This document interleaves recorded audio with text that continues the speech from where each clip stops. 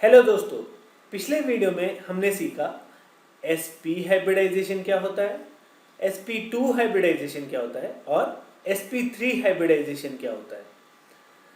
अब हम उनके कुछ एग्जाम्पल्स पे गौर करेंगे, बट उससे पहले हमने कुछ कैरेक्टरिस्टिक्स भी सीखे थे हाइब्रिडाइजेशन के, जैसे कि sp3 हाइब्रिडाइजेशन में कितने हाइब्रिड ऑर्बिटल्स बनते हैं। जितने भी एटॉमिक ऑर्बिटल्स कंबाइन करके हाइब्रिड ऑर्बिटल्स बनाते हैं उतने ही हाइब्रिड ऑर्बिटल्स बनते हैं। फॉर एग्जाम्पल sp3 हाइब्रिडाइज जैसे कि sp3 हाइब्रिडाइजेशन में 4 हाइब्रिड ऑर्बिटल्स बनते हैं और sp2 हाइब्रिडाइजेशन में 3 हाइब्रिड ऑर्बिटल्स बनते हैं। sp हाइब्रिडाइजेशन में 2 हाइब्रिड ऑर्बिटल्स बनते हैं। तो चलिए अब हम, और ये चारों हाइब्रिड ऑर्बिटल sp3 के केस में चारों हाइब्रिड ऑर्बिटल इक्विवेलेंट एनर्जी और शेप के होते हैं, मतलब बराबर एनर्जी और शेप के होते हैं। एनर्जी चारों की बराबर रहेगी और शेप भी चारों का सेम रहेगा। और वो चारों हाइब्रिड ऑर्बिटल हमेशा सिंगल एटॉमिक ऑर्बिटल से स्टेबल बॉन्ड्स बनाएंगे। चलिए अब हम इनके कुछ एग्जाम्पल्स लेते हैं। तो पहला एग्जाम्पल है BeCl2। तो यहां पे अब हम हाइब्रिडाइजेशन को कैसे पता लगाएंगे। तो चलिए सबसे पहले हम क्या करेंगे, सबसे पहले हम Be का इलेक्ट्रॉनिक कॉन्फ़िगरेशन लिखेंगे। तो Be का एटॉमिक नंबर क्या होता है, Be का एटॉमिक नंबर होता है 4। तो उसका इलेक्ट्रॉनिक कॉन्फ़िगरेशन क्या हुआ, 1s2 2s2। तो 1s2 2s2, तो फिर हमने उसके ऑर्बिटल्स में इलेक्ट्रॉन्स डाल दिए। यहां पे p ऑर्बिटल जो है वो एकदम खाली है। p ऑर्बिटल जो है ये है 2p0, ये जो है वो एकदम खाली है। अब होता क्या है कि जब एक्साइटेड स्टेट आती है, Be की एक्साइटेड स्टेट जब आती है, तो ये दोनों इलेक्ट्रॉन्स 1s में ही रहते हैं, बट इनमें से एक इलेक्ट्रॉन p में एक्साइट होके चला जाता है। तो अगर एक इलेक्ट्रॉन एक्साइट होके p में चला गया तो यहां पे कितने इलेक्ट्रॉन बचे, एक। तो यहां पे क्या लिखेंगे, 2s1। और अब p में कितने इलेक्ट्रॉन्स हो गए, p में अब एक इलेक्ट्रॉन आ गया, तो ये हो जाएगा 2p1। अब यहां पे क्या था कि ये दोनों इलेक्ट्रॉन्स जो थे वो पेयर्ड थे, मतलब दोनों एक दूसरे को पेयरिंग दे रहे थे। इसमें क्या होगा कि एक इलेक्ट्रॉन 2s1 में है और एक इलेक्ट्रॉन 2p1 में है, दोनों अनपेयर्ड इलेक्ट्रॉन्स हैं। तो ये दोनों आपस में मिलकर दो sp हाइब्रिडाइज्ड ऑर्बिटल बना लेंगे। और क्यों बना लेंगे sp हाइब्रिडाइज्ड ऑर्बिटल, क्योंकि हमने बात करी थी कि हाइब्रिड ऑर्बिटल्स एनर्जी में हमेशा नॉर्मल ऑर्बिटल से कम होते हैं। तो ये दोनों मिलकर दो sp हाइब्रिड ऑर्बिटल्स बना लेंगे। और हमारे पास अब कितने क्लोरीन थे, हमारे पास 2 क्लोरीन थे। और क्लोरीन का इलेक्ट्रॉनिक कॉन्फ़िगरेशन क्या होता है, क्लोरीन का इलेक्ट्रॉनिक कॉन्फ़िगरेशन होता है 17। तो अगर हमें लिखना हो तो हम कैसे लिखेंगे, 1s2 2s2 2p6 3s2 3p5। क्या हुआ, 1s, ये कितने हो गए, 2 + 2 4, 6 और 4 10, 10 और 2 12 और 5 17। तो एटॉमिक नंबर क्लोरीन का होता है 17।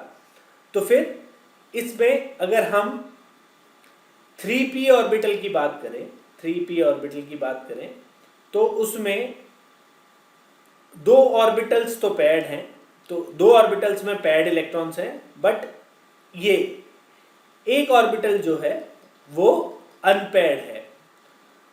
तो क्या होगा, जब यहां पे Be ने अपने 2 हाइब्रिड ऑर्बिटल्स बनाए, sp हाइब्रिडाइजेशन में हाइब्रिड ऑर्बिटल्स कैसे दिखते हैं, जो कि हमने बात करी थी, एक बड़ा लोब और एक छोटा लोब। तो ये हैं Be के, बेरिलियम के दो sp हाइब्रिडाइज्ड ऑर्बिटल।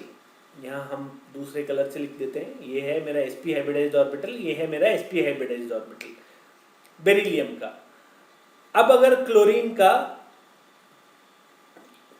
का एक p ऑर्बिटल में एक अनपेयर्ड इलेक्ट्रॉन है, तो क्या होगा, तो वो Be के साथ ओवरलैप कर लेगा और ये एक कोवेलेंट बॉन्ड बन जाएगा, ये एक कोवेलेंट बॉन्ड बन जाएगा।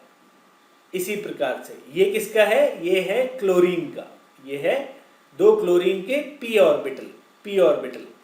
क्योंकि हमारे पास दो क्लोरीन है, Cl2 है, मेरे पास दो क्लोरीन है, तो उसमें मेरे पास एक क्लोरीन का p ऑर्बिटल जिसमें कि अनपेयर्ड इलेक्ट्रॉन था और दूसरे क्लोरीन का p ऑर्बिटल जिसमें अनपेयर्ड इलेक्ट्रॉन था, वो ऐसे बॉन्डिंग बना लेंगे। और यहाँ पे जो बॉन्डिंग है वो है, तो जो ये स्ट्रक्चर बनेगा ये 180 डिग्री है। तो ये स्ट्रक्चर हमेशा कैसा बनेगा, हमेशा लीनियर स्ट्रक्चर बनेगा। हमेशा कैसा स्ट्रक्चर बनेगा, हमेशा लीनियर स्ट्रक्चर बनेगा। अगर हम बात करें, हम एक और एग्जांपल लें जो कि है BCl3। अगर हम BCl3 की बात करें तो बोरॉन का एटॉमिक नंबर क्या होता है, बोरॉन का एटॉमिक नंबर होता है 5। तो अगर हम बोरॉन का इलेक्ट्रॉनिक कॉन्फ़िगरेशन लिखें तो क्या होगा, 1s2 2s2 और 2p1। कैसे, अगर उसमें ऑर्बिटल्स में डाल देंगे तो इधर दो इलेक्ट्रॉन्स आ जाएंगे, 2s में दो इलेक्ट्रॉन्स आ जाएंगे और 2p में मेरा एक ही इलेक्ट्रॉन आएगा जो कि अनपेयर्ड होगा। तो ये हुआ मेरा 1s2 2s2 और 2p1। अब यहाँ पे भी मेरे को 3 क्लोरीन है, उनके साथ बॉन्डिंग करानी है, लेकिन मेरे पास एक ही अनपेयर्ड इलेक्ट्रॉन है। तो यहाँ पे अगर B का एक्साइटेड स्टेट लिखेंगे तो वो कैसे हो जाएगा, ये मेरा 1s2 हो गया जिसमें दो इलेक्ट्रॉन है, पेयर्ड है। ये वाला जो इलेक्ट्रॉन है वो एक्साइट होके P में चला जाएगा। तो यहाँ पे ये मेरा जो 2s में इलेक्ट्रॉन था वो अब अनपेयर्ड हो गया और P में दो अनपेयर्ड इलेक्ट्रॉन्स रह गए, P में दो अनपेयर्ड इलेक्ट्रॉन्स रह गए। तो यहाँ पे मेरे पास कितने अनपेयर्ड इलेक्ट्रॉन्स बचे हैं, 3, 1 2 3। और जैसा कि हमने क्लोरीन में देखा, क्लोरीन का जो 3p ऑर्बिटल होता है, जो कि 3p ऑर्बिटल होता है, उसमें दो ऑर्बिटल्स में पेयर्ड इलेक्ट्रॉन्स होते हैं और एक ऑर्बिटल में अनपेयर्ड इलेक्ट्रॉन होता है। एक ऑर्बिटल में ये वाला जो है वो अनपेयर्ड इलेक्ट्रॉन है, तो ये इसके साथ बॉन्डिंग कर लेगा। तो इसमें ये तीनों मिलके, सबसे पहले ये तीनों मिलके 3 sp2 हाइब्रिडाइज्ड ऑर्बिटल बना लेंगे। तीनों मिलके 3 sp2 हाइब्रिडाइज्ड ऑर्बिटल बना लेंगे। और वो फिर कैसा लगेगा, वो लगेगा जैसे कि ये मेरा B है, ये मेरा बोरॉन का है, और ये मेरा एक ऑर्बिटल हो गया, ये मेरा दूसरा हाइब्रिड ऑर्बिटल हो गया, और ये मेरा तीसरा हाइब्रिड ऑर्बिटल हो गया। ये बोरॉन के हैं। और अगर मैं उसका क्लोरीन से कराऊंगा तो क्लोरीन के 3 p ऑर्बिटल्स हैं जिसमें अनपेयर्ड इलेक्ट्रॉन्स हैं।